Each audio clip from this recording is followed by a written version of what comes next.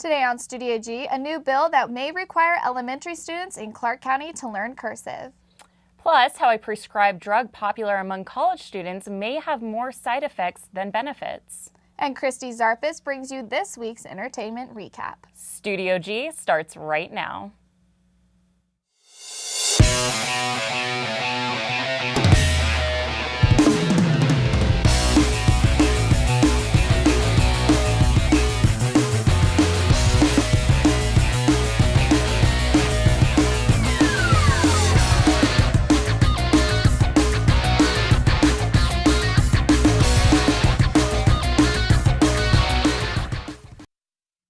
A terror attack in Paris was foiled this morning. Thanks for tuning in. I'm Clarissa Levitt. And I'm Melissa Stein.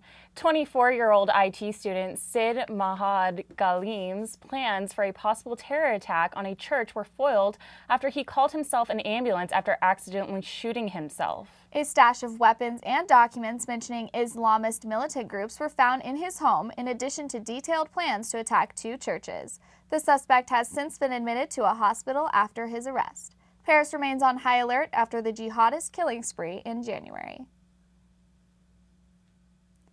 A new bill proposed in the Nevada legislature could require all elementary students to write in cursive by the 3rd grade. Reporter Becca Dimmick weighs in on the pros and cons of cursive writing in the classroom. A new bill introduced by Republican Senator Don Gustafson could require elementary students to learn cursive by 3rd grade if passed. Gustafson believes cursive is something that could greatly benefit students by helping to develop their motor skills and hand-eye coordination, though some people involved in the CCSD see it differently. A mandate that every child in this state would have to learn cursive writing would be a bit of a burden for both, I believe, the children and the teachers. There are probably more things that could be taught in elementary grades at the 3rd grade level than cursive. Currently, there is no way for schools to easily track or monitor how cursive writing benefits students in terms of motor skills and hand-eye coordination. I think that there are other paths to that point. I think there are other paths to the point, can we get kids' brains wired? Can we get it wired the exact same way it would normally if the kid was not, doing cursive? I think that there are absolutely analogous paths to that brain wiring, and cursive does not have to be one of them. I personally believe that we should be teaching our elementary students code. We should be teaching them word processing. We should be teaching them ways of using computers and the internet. And although I do agree, penmanship in general is a very good and very key function for young students and students in general, people in general. However, cursive specifically is not necessarily penmanship. I just think that there is a better use of students' time than utilizing cursive as part of the curriculum. We want students to be able to communicate and to think, and I think cursive writing sometimes inhibits that because you're so focused on the artistic movement of your hand. And I've taught a lot of 3rd graders how to write cursive, and a lot of them have struggled with it. And I'm thinking, now I probably could have used that time to help them think and be creative thinkers in their work rather than struggling with making a letter a certain way. Cursive is optional in the teacher's curriculum in Nevada, along with 43 other states. For Studio G, I'm Becca Dimmick. Cursive writing is not part of the Common Core for grades K through 12, but it is mandated in a number of states, including California, Massachusetts, Georgia, and Tennessee. Blue Bell added new products to their recall list after traces of listeria were reported. In addition to ice cream, customers are now also prohibited to purchase the company's frozen yogurt, sherbet, and other frozen snacks. This comes in tandem with KM Foods recalling 30 tons of fully cooked chicken sausage products that are also sold at Trader Joe's. With finals quickly approaching, you might be asking yourself how you're going to have enough time to study and finish all those last-minute assignments. This is why some students turn to Adderall in a time like this. But the potential harm far outweighs the potential benefits. Reporter Ashley Maslow sits down with Dr. Keith Thus, UNLV Doctor of Psychology, to find out how this drug can really affect you. Recreationally, it's used a lot of times to help with people to focus, concentrate, and to help them continue studying even when they're tired. According to Dr. Keithis, if you were to put stimulants on a scale of how harmful they could potentially be for you, coffee would be over here, cocaine would be over here, and Adderall wouldn't be that far behind. But there are side effects. So for example, if someone's prone to anxiety, they might be more nervous. They might have insomnia, not be able to sleep. And it gets worse. You can have cardiac issues with it as far as the rhythm of the heart. Also can develop psychosis where people's minds are playing tricks on them, and also can develop extreme mood instability as well as suicidality. So people can, if they're on amphetamines for a long time from the mood disturbance, there's been occasions where that's led to suicide. On top of all the health-related side effects, using Adderall could also cost you your job. I think the reason people probably shouldn't take it if they're not really ADHD is that it has a lot of long-term side effects. It's not a medication that likely they're going to be able to take if they're using it for performance enhancement in academics. They're going to be able to take long-term once they go to a job, etc. A lot of employers require drug screening this day and age, so it'd be tough for them to continue taking a substance that helps them in college if they expect the same type of performance. They go to an employer who's doing random drug screens. They probably wouldn't be able to continue with an amphetamine. So it's probably best they learn ways to get the most out of their studying and do the things necessary to manage time, etc. But Adderall and taking that lifelong is probably not going to be a possibility unless they have truly diagnosed ADHD. For Studio G, I'm Ashley Maslow. This is why it's really important that people do not give their Adderall to others, since there's a pretty significant risk with it. Tune in next week for some tips on how you can spot if your friend may have a problem with Adderall and what UNLV can do to help. Coming up after the break, the weather is heating back up in the desert. Find out why it's important not to leave children and pets in overheating cars. Another weekend, another walk for charity. See why some Las Vegans took to the road to raise awareness. And how one UNLV student has turned a mentality into a reality. We'll be right back. I used to have to do things, bad things, just to get by. I was scared to come home sometimes. The gang knew where I lived. Mommy said she couldn't afford it, but I want to be a singer when I grow up. I like singing. I'm not afraid anymore. My life has changed. My dreams are coming true! I realize now that my world is so much bigger.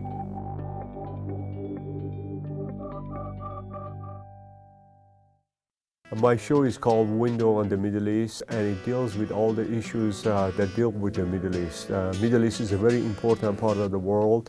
I grew up in America, and yet I'm from the Middle East. It's a commoner's viewpoint based on experience as well as scholarship.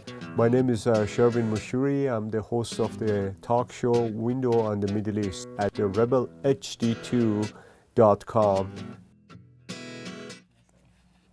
Triple-digit summers are just around the corner, but did you know being out in the sun may not be the worst place for your children and pets? In fact, the inside of your car may cause more harm than anything else. One case has already made headlines. A 2.5-year-old boy died yesterday after being left in the car for almost 2 hours while his father ran into a liquor store. Sergeant Trent Crump of the Phoenix Police Department explains the child's struggle.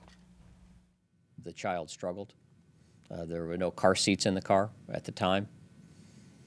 Yesterday's temperature was in the 90s. The child at 2.5 years of age was able to do damage to the inside of the vehicle in his attempt to get out. It's an absolutely horrific death. According to the Department of Meteorology and Climate Science at San Jose State University, there were 30 reported heat stroke deaths of children in the U.S. last year. One UNLV officer came face to face with a similar situation involving a puppy. He arrived just in time. For myself, responded to a dog left in the car. They left it open enough where we were able to get an arm in and open the door and take the dog out, to which we then secured it in our facility and left a note on the vehicle for the owner to come and get the dog. The case in Arizona is this year's first reported heat stroke child death. Cases like this also lead to court appearances. So don't chance your child's life or your beloved pet's life. They're misdemeanor violations, so we can write a citation in lieu of arrest. So in the instances of the pet being left behind, we cited the person, so they would have to answer that in court at a later date. The temperature inside a car can reach more than 50 degrees hotter than the outside temperature. If you see a child or an animal left in a locked hot car this summer, be quick to report it and call 911. Changes in the weather can also cause harm to children in another way. Last night, a 4-year-old boy was found at the bottom of the pool in his family's backyard. Be sure to watch children when they are around pools this summer, and maybe even look into installing a gate around your pool in order to keep children safe. According to the National Cancer Institute, pancreatic cancer is difficult to detect and diagnose. The highest cure rate occurs if the cancer is caught early on. However, there are not many noticeable symptoms. Charity runs such as the Purple Stride prevent research funds to help find a cure. Reporter Chelsea Bangle has more.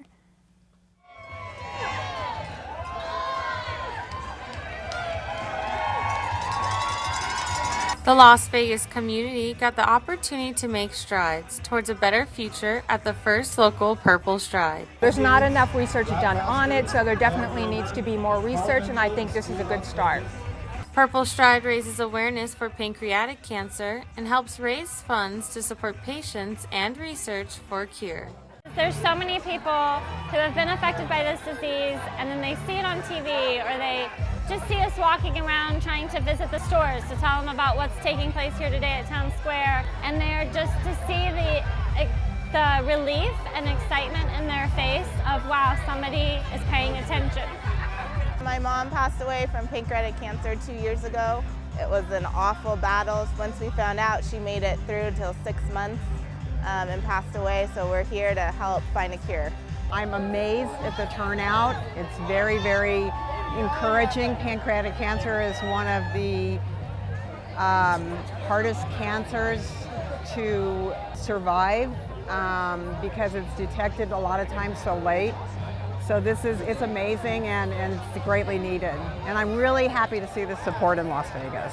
I just want there to be an answer, some kind of early detection or something that we can do so people don't have to go through what I watched my mom go through. Participants were able to run or walk the 5K around Town Square, and then were welcomed back to the finish line with some food, entertainment, and even some fairy tale princesses. I'm with Party Ever After. We're here at the Pancreatic Cancer Run to support Purple Stride, and we're so excited to be here. We have all the princesses here, and we're having a wonderful day. My favorite part has been greeting the racers when they cross the finish line. It's wonderful to see them accomplish something so great. We have so many survivors here today that have beat that 5-year mark. Currently, the 5-year survival rate is only 7%, and I mean, majority of our survivors here today, I'm gonna say have beat that 5-year mark. So there is hope. Purple Stride Las Vegas was able to raise over $74,000, and participants can't wait for next year. Oh, definitely. We already planned our outfits for next year, so yeah, we're ready to go. For Studio D, I'm Chelsea Bangle. For more information about Purple Stride or how you can participate in next year's charity run, visit purplestride.org. We all have goals that may be hard to accomplish, but there are people out there that want to give you motivation and tools. I met with a UNLV student who is pursuing her dreams by helping others. Have you ever wanted to achieve a goal that seemed too far to reach? A UNLV student is helping change people's lives with positivity and passion. I'm 21 years old. I just started a business of my own, TC Mentality, this year. So basically, TC Mentality is something that I came up with, my name, Taylor Concepcion, TC, and Mentalities. The way that I think about life, basically, be confident, always have a positive mindset, and what are your goals? What do you want out of life? What is your ultimate goal? What do you want? Where do you want to see yourself in 5 years? It's Taylor's background that makes her so unique and driven to help others. I started walking, I started boxing at the same time. My dad, he wrestled in the Olympics, he boxed in the Olympics for the Puerto Rican national team, and he trained UFC fighters, world champion women boxers. So it was kind of like either go to the gym with my dad or stay home and be bored. I just like really working with kids and I enjoy it. I'd rather see the kids doing things as opposed to being stuck out in the street. So the more busy your kids are, the less trouble they get in. With her intense background in sports, Taylor is a coach, a motivational speaker, and a friend. What can you do that's going to make you different? So it's like that, and then I build on your goal. So whatever your goal is, I go step through step with you, how to reach it, how to act, what's your action plan? Because, we could talk about it all day, what your plans are, what your goals are, but what are you doing? What's the next step? And that's kind of where TC Mentality comes in. I take you to the next step, and I stay accountable for you. When you work with me, I become your best friend. Texting you every day, asking you, what did you do today? What did you do? And I want to hear everything that you did towards your goal.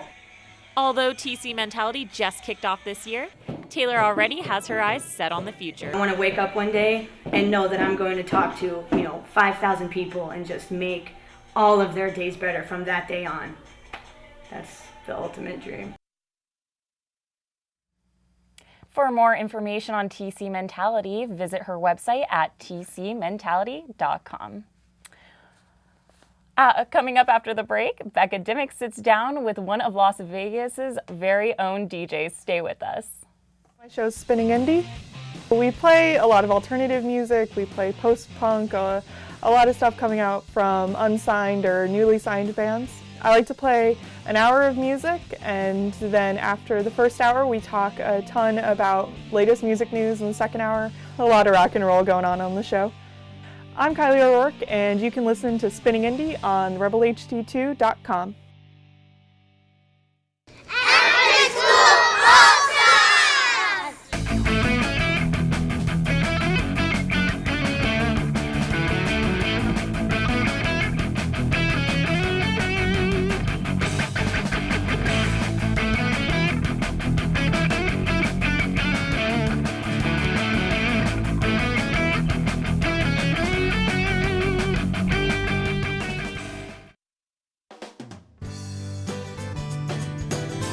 Your community's farmers market.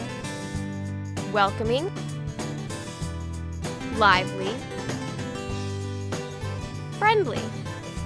A place where neighbors and friends come together to celebrate their community. With over 50 vendors, organic, sustainable, fresh produce are available just for you. Support and buy local at Fresh 52. Welcome back from the break. Today I'm here with DJ Sucio. Thank you for being with us today. You're welcome. So, how long have you been a DJ? Just this past month, I actually broke the 5-year mark. Really? And what made you get into DJing? I was always the guy at the party that took the iPod with the playlist, actually, and after I got out of the military, I was able to pursue it a lot more than I originally did. You were in the military? Yeah, 6 years. So, were you DJing while you were in the military? Yeah, it was. It was kind of like a balancing act between both of them, but I managed to make it work, obviously, now, so. Is that how you, originally got started? Kind of, just because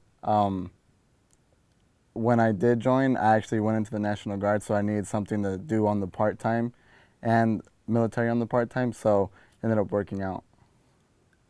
And so you were DJing in the military, but now you're not in it No, anymore. I'm not in the military. But you're still DJing. So why Vegas? What makes you want to DJ here? When I moved here when I was younger, I always liked going back to Los Angeles a lot, but the DJing opportunities you have here is just so much more. There's so many more clubs and little bars that you can get started at. It's just a lot more opportunities out here. Were you part of the downtown project at all? No, actually, it's funny that you bring that up because the downtown project started up probably like a year and a half after I started DJing downtown, actually. So I wasn't really a part of that, or it just popped up randomly, actually. You weren't a part of it? No. But you were down there when it started? Yeah, the downtown project pretty much had to do with like renewing all the old stuff with the guy from Zappos that started up, and he took money downtown and he like started rejuvenating everything. Our venue wasn't really a part of that. So. Okay, so you DJ at Vanguard regularly. Yes. Is there anywhere else that you're at? I'm at Daylight starting up this summer, hopefully. I was there last summer, so hopefully I'll be there this on Fridays now. Do you notice the difference in the crowds between like day pools like Daylight or nighttime like being at Vanguard? Yeah, the daytime people that go to the pools is like a lot more younger, more how do I say this? Bros kind of that go to the pools, you know, have their shirt off, you know, drink, want to take shots all the time. And then at nighttime, it's more of just anyone that enjoys music, you know, likes to go out or, you know, wants to have a beer for a little bit. So there's definitely a difference between the people that go. So do you feel like you have to tailor your set to the crowd a little bit, or do you just play what you feel like? Definitely have to cater to the people that are there because Vanguard is a smaller venue. So you can't just play whatever you want. People end up leaving. Like if there's people that like hip hop there, you can't just play house music or whatever it may be. Or there's people there that like house music or like chiller, more down-tempo house music. You know, you cater to them so that they stay. Or if there's only 5 people at the bar, you know, you play at a lower volume and you play more relaxed music because you don't want them to get up and leave. Okay, so obviously you can determine it by like how many people are there, like you said. Yeah. If there's 5 people. But what if there's a big crowd and, like you said, if someone likes, or if the crowd likes hip hop, how are you gauging that? Over the years, actually playing at that venue, I actually taught myself how to just be able to make everyone happy. You know, play 2 or 3 songs that may be hip hop, or you know, just play a half hour of straight house music, or I actually like to mix it up. That's actually what I'm known for. I'll play both at the same time. See, that's what I like. I feel like if it's 30 minutes of straight house music, I Yeah. might have to go somewhere else. I don't know how I feel. Yeah. About that. So that's funny that you're like able to determine it based on the crowd. Yeah. Well, that's all the time we have for today. But thank you so much for being with us. And remember, if you'd like to catch DJ Sucio, he'll be at Daylight Friday mornings and at Vanguard downtown Friday and Tuesday nights. Alyssa, back to you. Thanks, Becca. If you do happen to be downtown catching DJ Sucio, stop by Downtown Project's newest and smallest attraction on Parklet. Creator John Curran says the 160 square foot park, which fits into a parking stall, was built to address the issue of park shortages in the area. The Parklet is equipped with seating, chess, and checkers for anyone to use. Well, don't go anywhere. Your weekly entertainment news update is up next. The show is La Alternativa. It's the alternative in Spanish.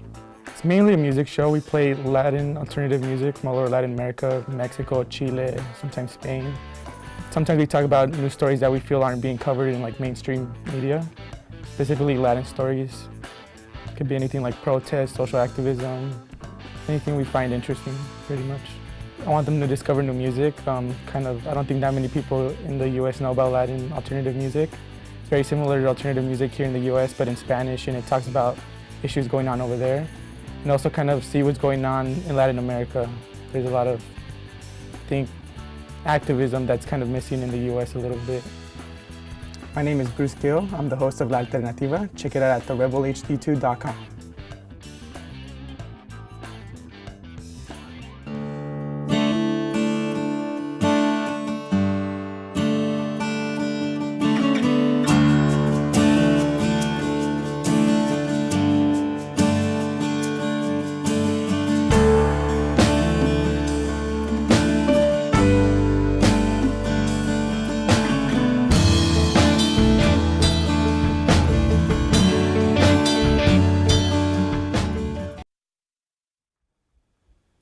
Good afternoon, Las Vegas. Christy Zarpis here, bringing you the entertainment news for this week.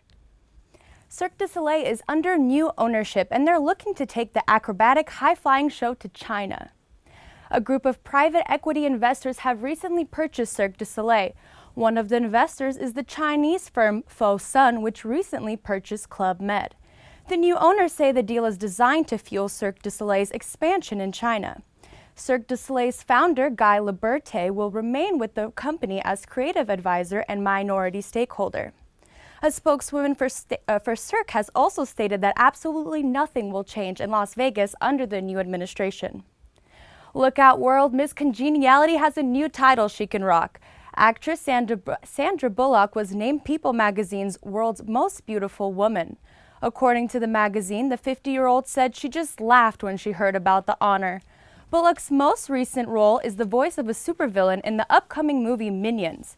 But Sandra says her most important role is being a mom to her 5-year-old son, Louis. Rapper Waka Flocka has announced his 2016 presidency this past Monday in a video released by Rolling Stones. Take a look. I'm very pleased to announce today, on 4/20, the best day of the year, I will be running for president. The first thing I'm gonna do when I get in office is legalize marijuana. Hillary is my only competition right now because the women love her. And she's honest. Her husband is Bill, so it's a tough one, man. I hope I make it.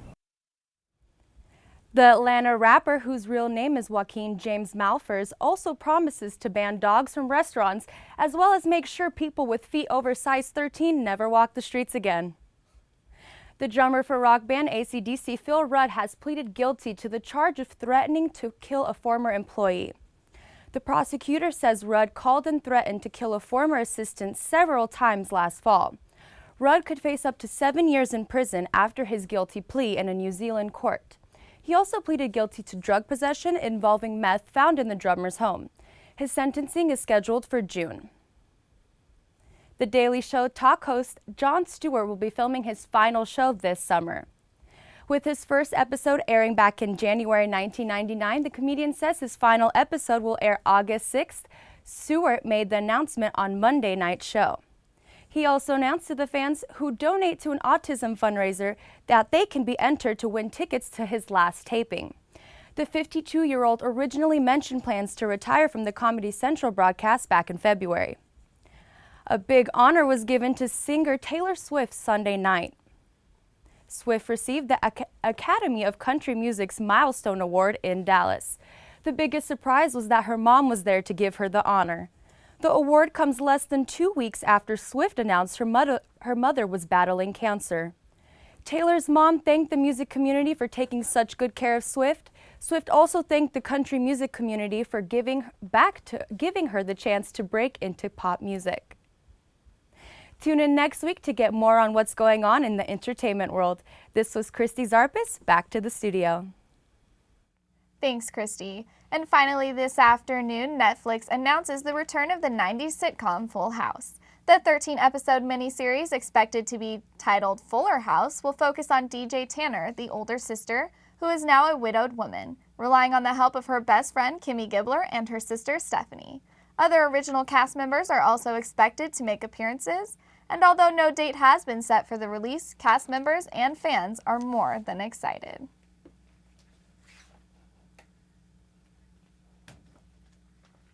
Thanks for tuning in to another edition of Studio G. I'm Clarissa Lovett. And I'm Melissa Stein. Have a great day, Las Vegas.